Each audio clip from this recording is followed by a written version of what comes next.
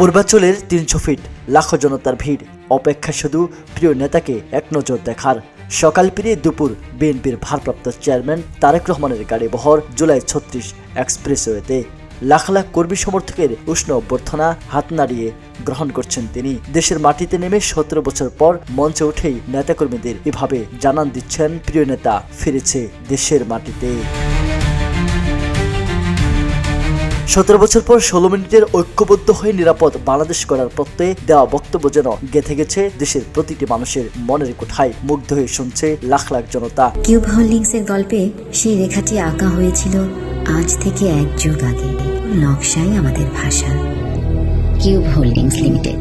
বক্তব্যের শুরুতে তিনি মাতৃভূমিতে ফিরে আসার সুযোগ দেওয়ায় আল্লাহর দরবারে শুকরিয়া আদায় করেন এবং সমাবেশে উপস্থিত জনতার প্রতি কৃতজ্ঞতা জানান। তিনি মুক্তিযুদ্ধ ও ২০২৪-এর গণঅভ্যুত্থান স্মরণ করে বলেন, ১৯৭১ সালে মুক্তিযুদ্ধ, ১৯৭৫ সালের নভেম্বর, ১৯৯০ সালের স্বৈরাচার বিরোধী আন্দোলন এবং ২০২৪ সালের ছাত্র জনতা আন্দোলন, এই ৪টি অধ্যায় বাংলাদেশের স্বাধীনতা ও সার্বভৌমত্ব রক্ষার গুরুত্বপূর্ণ মাইল ফলক।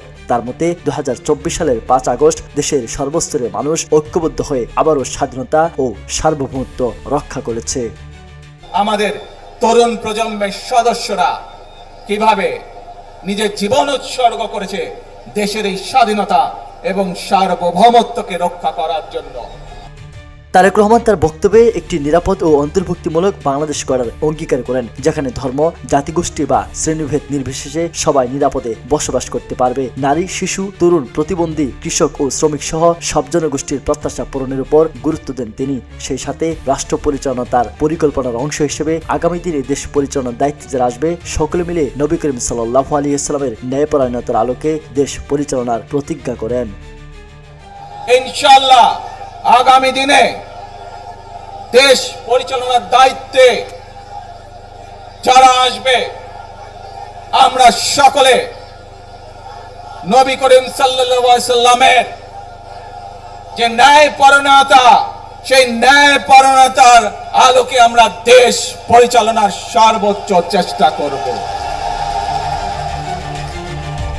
বিএনপির ভারপ্রাপ্ত চেয়ারম্যান দেশে ফিরে তার বক্তব্যে দেশের শান্তি ও শৃঙ্খলার উপর গুরুত্ব দিয়ে আমরা শান্তি চাই এমন বার্তা জোর দিয়ে ৩ বার উল্লেখ করেন।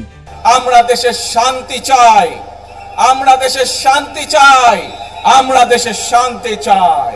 বক্তব্যের শেষ ভাগে তিনি ভবিষ্যতে ন্যায়পরায়ণতা ও নৈতিকতার ভিত্তিতে দেশ পরিচালনার অঙ্গীকার করে বিএনপির চেয়ারপারসন খালেদা জিয়ার সুস্থতার জন্য দেশবাসীর কাছে দোয়া কামনা করেন।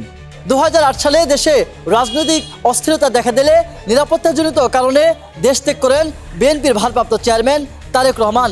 এভাবে কেটে যায় ১৭ বছর। জুলাই অভ্যুত্থানের পট পরিবর্তনের পর দেশে ফিরে শান্তির বার্তা দেন তিনি। সেই সাথে ন্যায়পরায়ণ ভিত্তিক রাষ্ট্র গঠনের প্রতিজ্ঞা করে দেশবাসীকে সহযোগিতার আহ্বান জানিয়ে বক্তব্য দেন বিএনপির ভারপ্রাপ্ত চেয়ারম্যান। পূর্বাঞ্চল থেকে রহমতুল্লাহ, রূপালী বাংলাদেশ, ঢাকা।